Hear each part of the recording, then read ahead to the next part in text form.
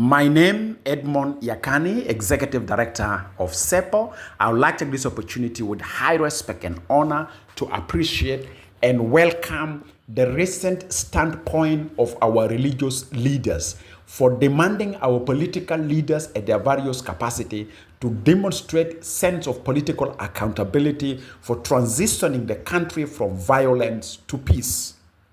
This is remarkable. This is what we have been advocating for a long time.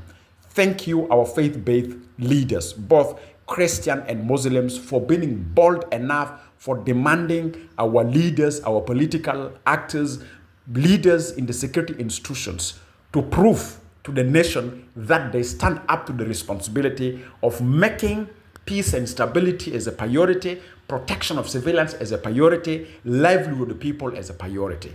We are so disappointed that we have some leaders who are very influential, in a very influential position in politics in uniform, that tend to undermine the calls made by His Excellency President.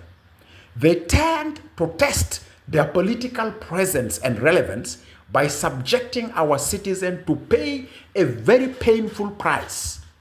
One, by subjecting our citizens to be displaced within their own country by inflicting deadly communal violence and by creating a military tensions and military violence that also make our citizens face a very grave human rights violation and other types of violence and make our people run without livelihood in their day-to-day life while our people are facing other natural shocks like the floods that are happening in some parts of the country or insecurity that are denying our people even not to go and farm for themselves and subject our people to face human security and food insecurity. All these are actions of some of our leaders. They undermine the words that were spoken to the nation by His Excellency President, that under his leadership, the country will never return back to war. But we see violence is claiming lives of innocent citizens in so many locations, some parts of Unity State, some parts of Upper Nile, in Equatoria. We have seen citizens paying a very painful price of gross human rights violations as we speak per now. We have seen citizens being displaced to live in a life that is inhuman because of actions of some of the leaders.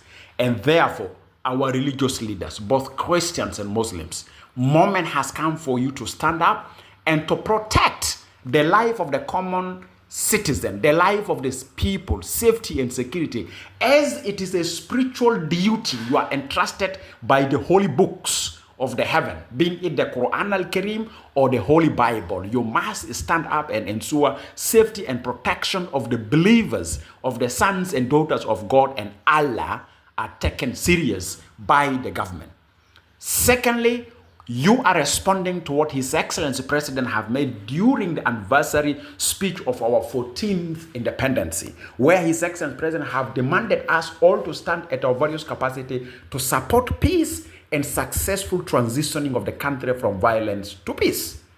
Moment has come for us all as a citizen constituencies at our various establishments to work together with the leadership of the country and to test the political commitment and political will of the leadership that they made in their statements if they can allow this country to successful transition from violence to peace. This is the time that you have spoken and we are impressed, and we keep to see a collective faith-based leaders, Christians and Muslims, working together to ensure our political leaders give peace and stability a chance after the commemoration of our 14th independence anniversary. The 15th independence anniversary, let's commemorate where peace, stability, safety, protection of civilians, children are free from being recruited into armed forces, whether being in the government or in opposition. Let's celebrate 15th independence with those values.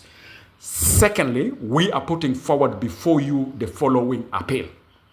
As the religious leaders, one of the only viable options for transitioning the country from violence to peace successful is holding of the proposed or the scheduled December 2026 elections. But we need to work together to create a good enough conditions for the conduct of the election as per the schedule of December 2026.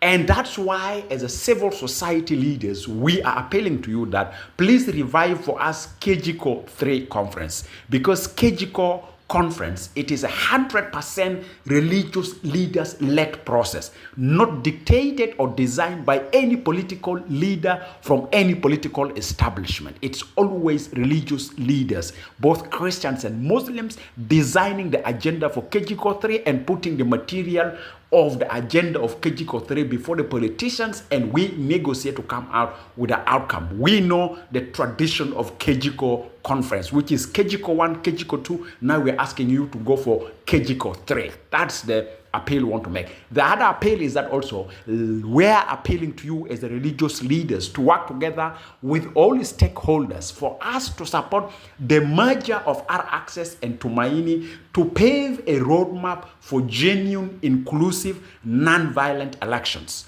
The merger of Tumaini and our access should be an opportunity that bring all South Sudanese and their different political differences, discontented positions, and sit on the table where our agenda is creating a successful roadmap for the conduct of elections as a viable option of transitioning our country from violence to peace. But the viable elections require a good enough conditions, and a lot of factors that define those good enough conditions that we need to negotiate as a South Sudanese in our own South Sudan table.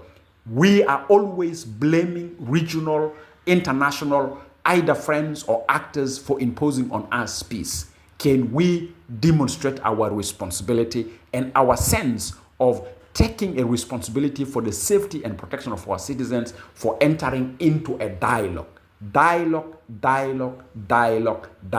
should be the option that all of us work towards it, and to bring peace and stability to the country so that our citizen will never ever pay any painful price because of our discontented political differences, like what we have seen in some parts of Upper Nile, in some parts of Unity, in some parts of Equatoria, where citizens are forced to pay a very painful price. And that's not a good politics. That is a wrong politics. A politics of where politicians are using violence to make citizens pay a very painful price to justify their political discontented position is what we need to stop now, not tomorrow. Thank you very much.